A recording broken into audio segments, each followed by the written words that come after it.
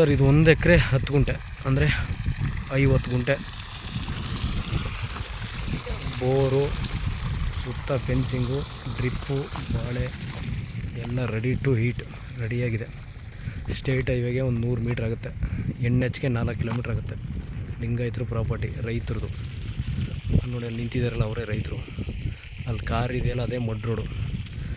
ಮೈಸೂರಿಗೆ ಒಂದು 45 ಕಿಲೋಮೀಟ್ರ್ ಆಗುತ್ತೆ. ನಂಜನಗೂಡಿಗೆ ಒಂದು 25 ಕಿಲೋಮೀಟ್ರ್ ಆಗುತ್ತೆ. NHಗೆ 5 ಕಿಲೋಮೀಟ್ರ್ ಆಗುತ್ತೆ. ಕೆಂಪು ಮಣ್ಣು ಫುಲ್ ಡ್ರಿಪ್ ಆಗೈತೆ. ಏನೂ ಮಾಡೋಂಗಿಲ್ಲ. ಒಂದು ಮನೆ ಕಟ್ಟಬೇಕು, ಅದು ನಿಮಗೆ ಇಷ್ಟ ಬಂದಂಗೆ ಕಟ್ಕೊಳ್ಳಿ ತಗೊಳ್ಳೋರು. ಸುತ್ತ ಫೆನ್ಸ್ ಆಗಿದೆ, ರೋಡ್ಗಿದೆ. 2 ಇಂಚ್ ನೀರು ಓಡುತ್ತೆ. ಸಫಿಷಿಯೆಂಟ್ ವಾಟ್ರು 50 ಗುಂಟೆಗೆ. ಇವ್ರ ಪ್ರೈಸ್ ಬಂದು 42 ಲಕ್ಷ ಟೋಟಲು. ನಿಮಗೆ ಫೈನಲ್ಲು ನಾನು ಏನು ಹೇಳ್ತಿದ್ದೆ ಅಂದರೆ ಫೈನಲ್ ಆಗುತ್ತೆ ಒಂದು 38, 39, ಒಂದು 2 ರಿಂದ 3 ಲಕ್ಷ ಬಿಡ್ತಾರೆ ಅಷ್ಟೇ. ಬಾಳೆ ಹಾಕಿದ್ದಾರೆ, ಡ್ರಿಪ್ ಇದೆ, ಕೆಂಪು ಮಣ್ಣು, ಅದ್ಭುತವಾಗಿ ಫೆನ್ಸ್ ಆಗಿದೆ. ಒಂದು 5 ರಿಂದ 10 ಗುಂಟೆ ಜಾಸ್ತಿ ಸಿಗುತ್ತೆ ನಿಮಗೆ. 50 ಗುಂಟೆ RTC, ಒಂದು 6 ಗುಂಟೆ 10 ಗುಂಟೆ ಖರಾಬ್ ಸಿಗುತ್ತೆ.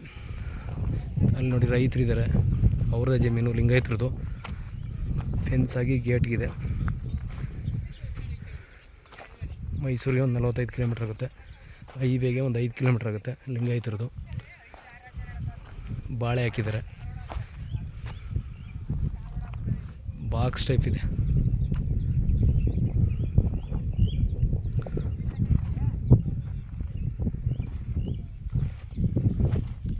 ನೋಡಿ ರೋಡ್ ಬಿಟ್ಟು ಚೆನ್ನಾಗಿದೆ. ಅಲ್ಲಿಂದ ಅಲ್ಲಿ ತನಕ ಬರುತ್ತೆ. ಇದು ಒಂದು 2 ತಿಂಗಳಲ್ಲಿ ತಾರ್ ರೋಡ್ ಆಗುತ್ತೆ ಈ ರೋಡು.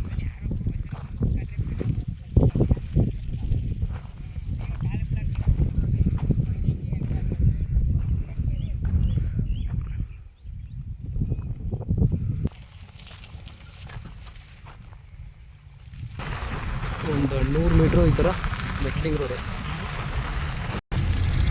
ಇದೇ ಸ್ಟೇಟ್ ಇದೆ.